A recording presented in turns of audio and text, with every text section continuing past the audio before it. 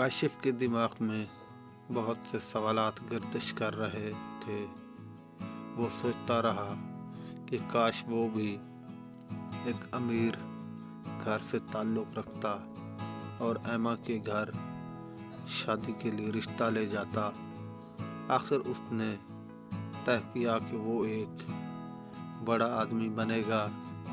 کاشف کو ایک اچھی کمپنی میں جاب مل گئی اور مسلسل محنت بدولت وہ 3 سال کے عرصے میں ہی اس کمپنی کے سب سے بڑے عہدے پر فائز ہو گیا۔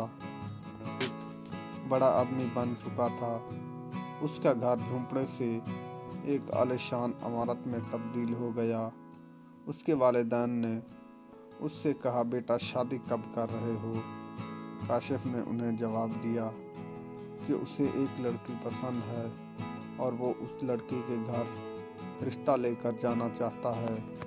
اس کے والدین بھی راضی ہو گئے، لیکن کاشف کے ذہن میں اچانک ایک خیال آیا کہ کہیں ایما کی شادی تو نہیں ہو گئی۔ پھر وہ خود ہی اپنے دل کو تسلی دینے لگا اور سوچنے لگا کہ ایما تو بہت ہونہار لڑکی تھی، اس لیے ہو سکتا ہے کہ مزید تعلیم حاصل کر رہی ہوں گی اور شاید شادی بھی نہ ہوئی ہو۔ سوچا رشتہ لے کر جانے سے قبل تحقیق کی جائے کہ کہیں ایما کی شادی تو نہیں ہو گئی۔ وہ ایما کے شہر کی طرف روانہ ہوا۔ ایما کے گھر کے قریب پہنچا تو دل کی دھڑکن تیز ہو گئی اور بے شمار خیالات اس کو پریشان کرنے لگے۔ اس نے پوری ہمت جٹائی اور باہر سے گیٹ پر دستک دی۔